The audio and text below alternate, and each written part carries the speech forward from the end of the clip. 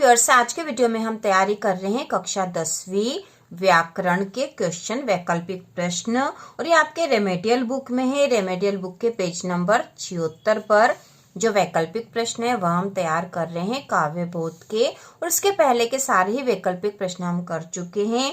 तो शुरू करते हैं। प्रश्न है, सही विकल्प के सामने सही का चिन्ह लगाइए। तो इसमें पहला, रसात्मक वाक्यम काव्यम परिभाषा किस आचार्य की है? तो इसका उत्तर होगा आचार्य विश्वनाथ की।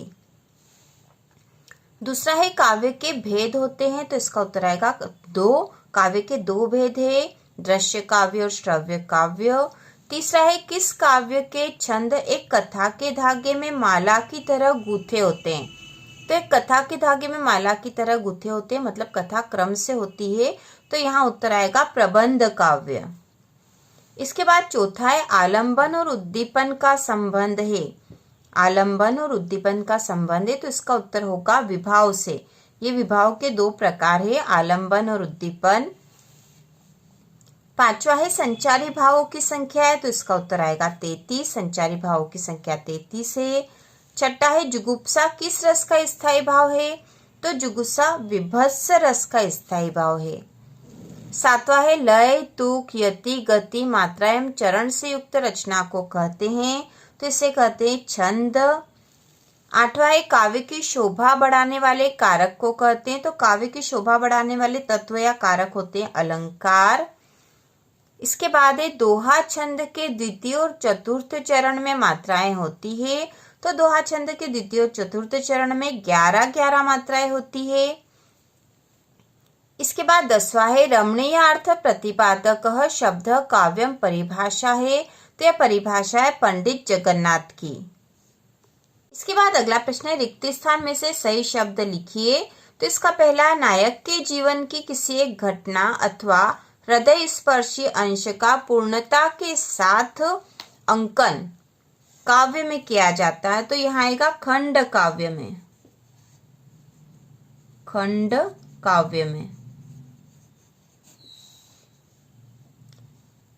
इसके बाद दूसरा है, अभिनव तत्व की प्रधानता काव्य में होती है। तो अभिनय तत्व की प्रधानता दृश्य काव्य में होती है। ठीक है, अभिनय तत्व की प्रधानता दृश्य काव्य में होती है। इसके बाद तीसरा है, काव्य में रस का अर्थ स्वीकार किया गया है। तो काव्य में रस का अर्थ आनंद स्वीकार किया गया है, आनंद। इसके बाद चौथा है, नायक नायिका के संयोग या आएगा यहाँ पे या वियोग का वर्णन रस में होता है। तो यहाँ पे होता है श्रृंगार रस में, क्योंकि श्रृंगार रस के दो प्रकार होते हैं, संयोग और वियोग श्रृंगार।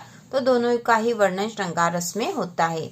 इसके बाद पांचवा है, कविता के रचना विधान को कहते हैं। तो कविता के रचना विधान को छंद कहते हैं। ठीक है, कविता के रचना विधान को छंद कहते हैं। छठा है, चौपाई के प्रत्येक चरण में मात्राएं होती है। तो चौपाई के प्रत्येक चरण में 16-16 मात्राएं होती है। सातवां है, छंद प्रकार के होते हैं। तो इसका उत्तर होगा छंद दो प्रकार के होते हैं, मात्रिक छंद और वार्णिक छंद। आठवां है, जहां लोक की मर्यादा को पार करके किसी वस्तु का अत्यंत बड़ा चढ़ाकर वर्णन किया जाता है वहां अलंकार होता। तो ऐसे स्थान पे अलंकार कौन सा होगा? अतिशयोक्ति। अतिशयोक्ति अलंकार होता है जहां लोक की मर्यादा को पार करके किसी वस्तु का अत्यंत बड़ा चढ़ाकर वर्णन किया जाता है, वहां अतिशयोक्ति अलंकार होता है। इसके बाद है, वीरस का स्थायी भाव है। तो वीरस का स्थायी भाव है उत्साह। उत्साह। अगला है, भाव प्रधान साहित्य को कहते हैं। तो यहाँ आएगा भाव प्रधान साहित्य को काव्य कहते हैं। काव्य कहते हैं।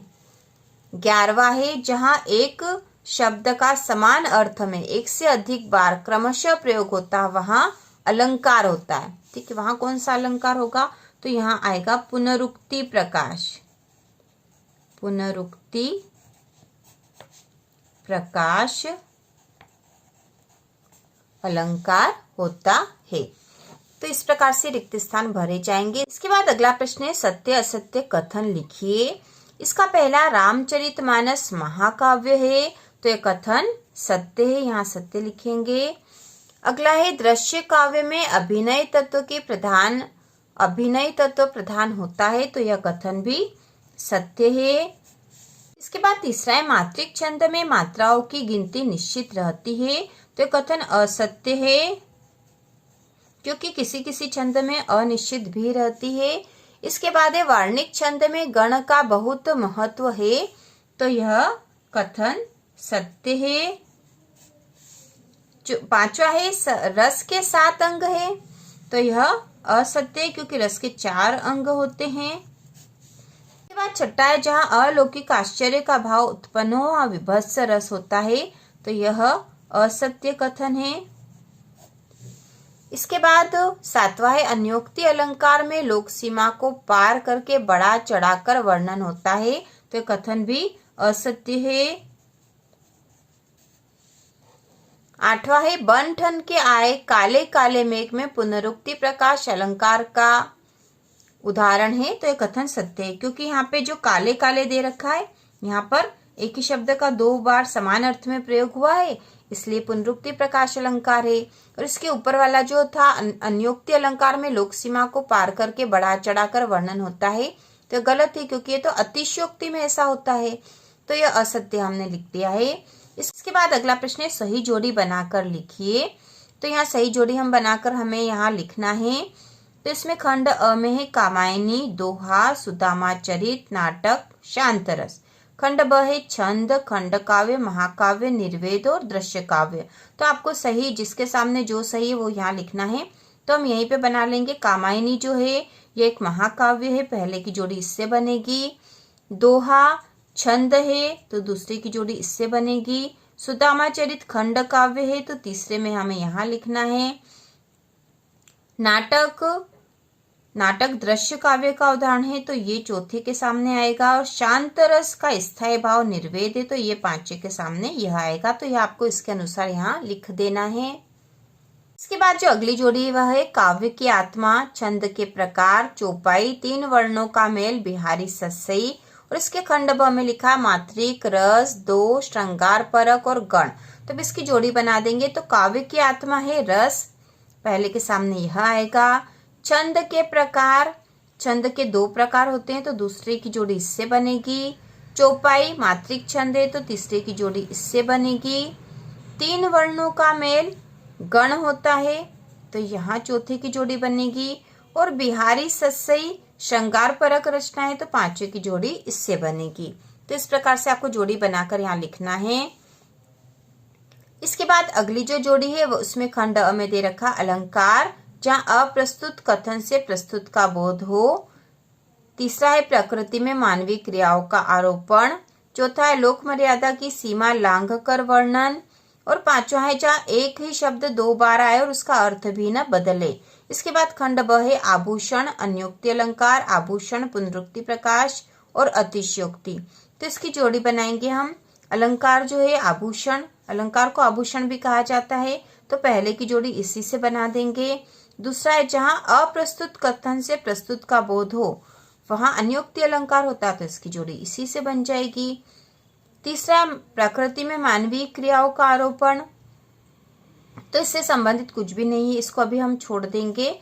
चौथा है लोक मर्यादा की सीमा लांघ कर वर्णन, तो वो अतिशयोक्ति में होता है, तो चौथी की जोड़ी यहाँ बनेगी। पांचवा है जहाँ एक ही शब्द 2 बार आए और उसका अर्थ भी न बदले, तो वहां पुनरुक्ति प्रकाश अलंकार होता है, तो इसकी जोड़ी यहाँ बनेगी। इसके बाद है प्रकृति में मानवीय क्रियाओं का आरोपण, जहाँ होता है वह मानवीकरण अलंकार में होता है। ठीक है, मानवीकरण अलंकार में होता है, तो यहाँ पे हम मानवीकरण अलंकार कर देंगे। तो इस प्रकार से यहाँ पे गलत, आभूषण 2 बार गलत हो गया, यहाँ मानवीकरण आना चाहिए और इसकी जोड़ी इससे बनेगी। तो इस प्रकार से ये जोड़ियां बनेगी।